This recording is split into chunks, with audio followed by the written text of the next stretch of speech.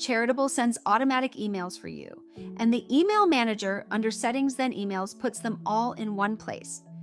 They're grouped into donor emails, admin notifications, rewards, and system messages.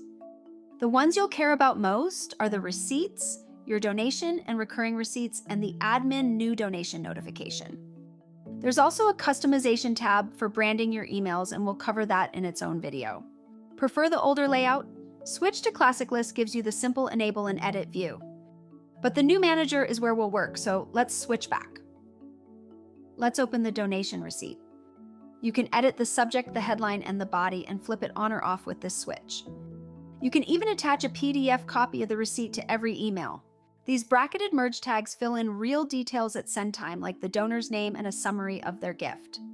Need another? Click Insert Tag, pick one from the list, and it drops right into your text. Now the admin side.